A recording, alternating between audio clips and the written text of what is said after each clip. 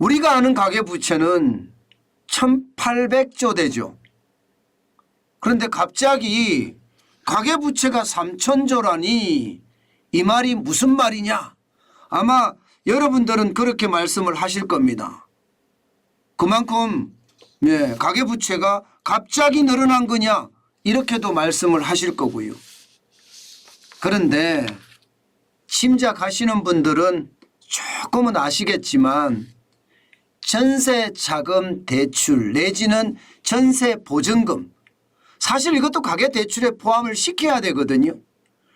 이를 포함을 시켰을 때 가계부채 잔액은요 2925조 3천억 원입니다. 어마어마하죠.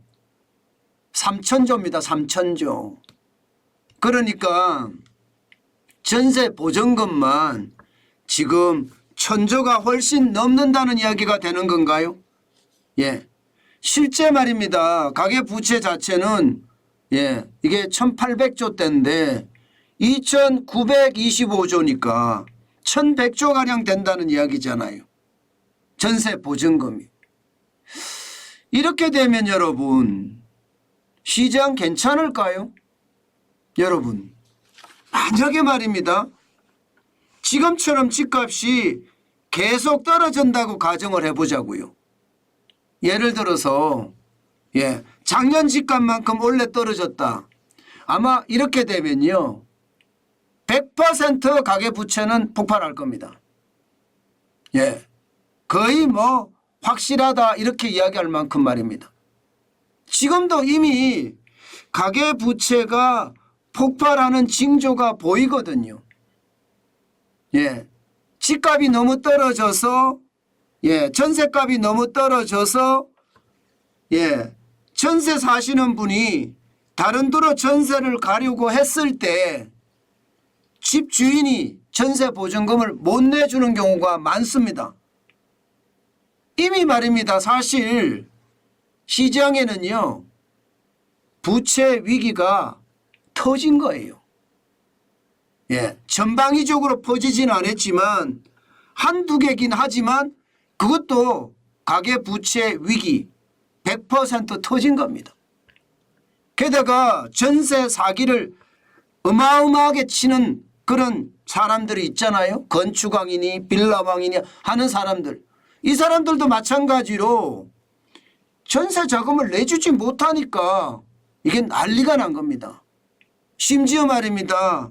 이 건축왕이나 이런 사람들에게 집을 전세 얻었던 사람들 보증금 못 받아서 극단적인 선택을 하는 사람까지 나타나잖아요. 이것은요 이미 작지만 우리 주변에 위기로 와 있다는 뜻이에요. 저는 이것을 보면서 말입니다. 야, 큰일 났구나 이런 생각을 할 수밖에 없었습니다. 여러분 보세요. 늘어나는 속도가 굉장히 빠르기 때문이에요.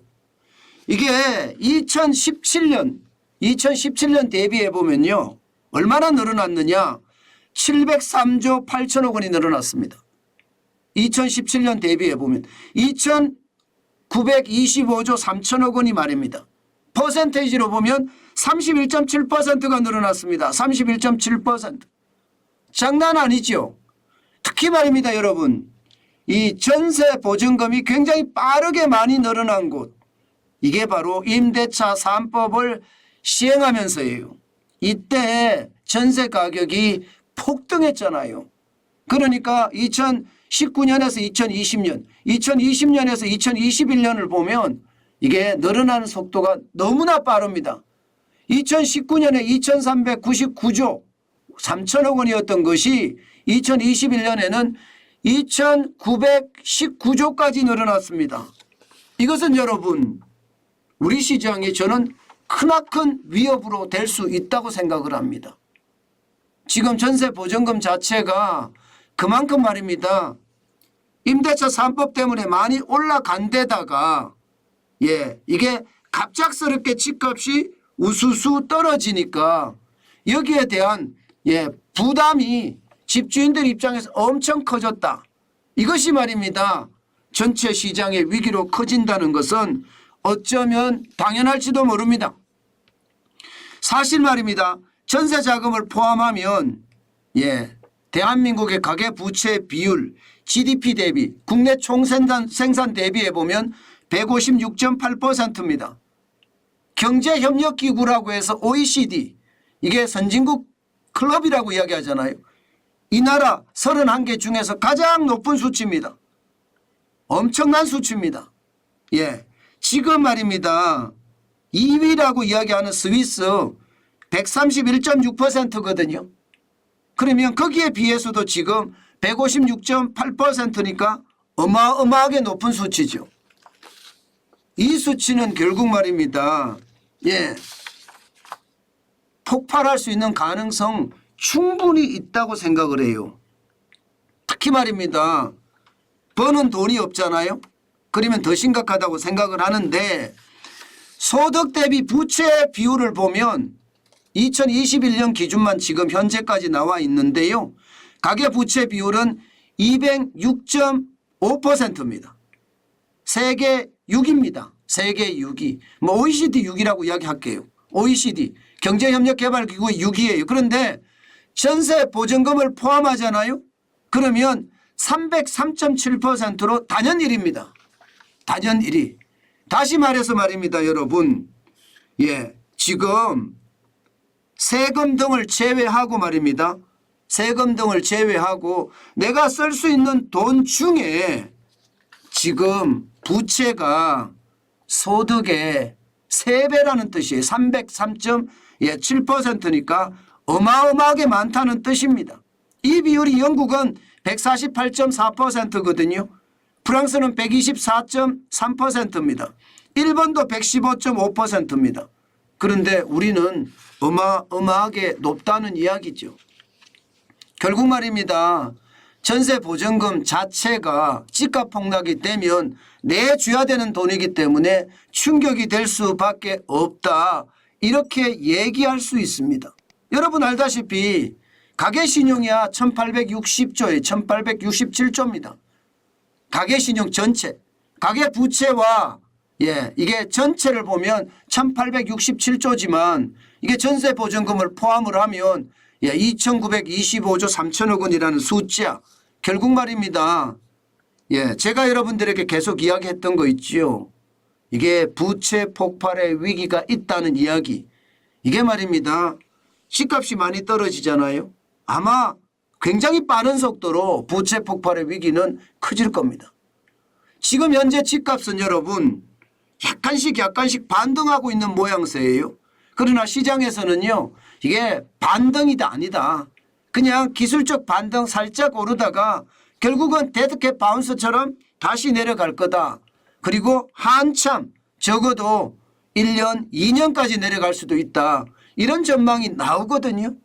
그 때문에 말입니다. 그 어느 곳보다 부채를 어떻게 줄일 것인가에 대한 정부의 대책이 절실해 보입니다.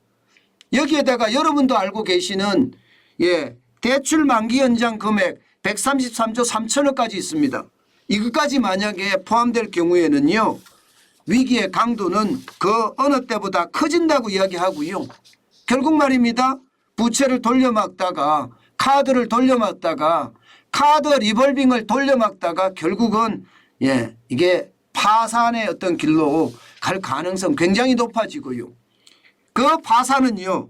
많아지면 많아질수록 국가 경제의 위기까지도 불러올 수 있다는 사실 아마 여러분들은 이제 잘 아실 거예요.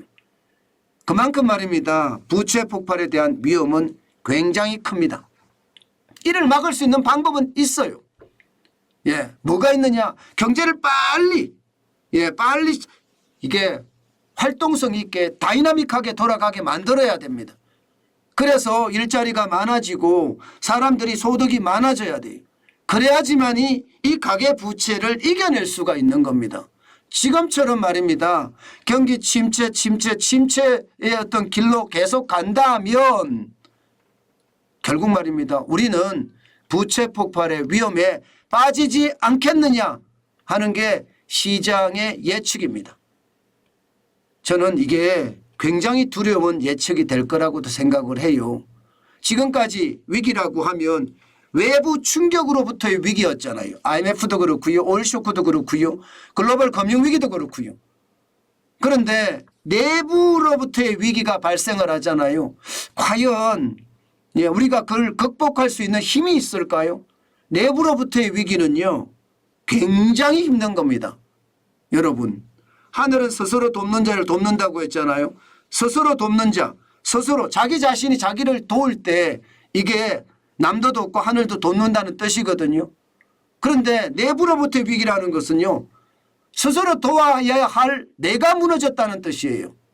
예, 스스로 도와야 할 나 자신이 무너졌다는 이야기이기 때문에 이거는 회복하기가 굉장히 어렵고 힘듭니다. 예, 그래서 지금 그 어느 위기보다도 부채 폭발로 인한 위기는 우리에게 치명상을 남길 수도 있다는 사실 아마 여러분은 아실 겁니다. 결국 말입니다. 안 왔으면 좋겠어요. 위기라는 것은 우리 주변으로 안 다가왔으면 좋겠습니다. 그런데 다가오면 그 고통은 말로 표현할 수가 없을 겁니다. 저는 그 어느 때보다 윤석열 정부가 아주 강력하게 민간 경제가 살아날 수 있게끔 개혁을 추진해야 합니다. 그렇지 않고서는요. 이거 다 망한다. 그런 이야기 당연히 저는 나올 거라고 생각합니다.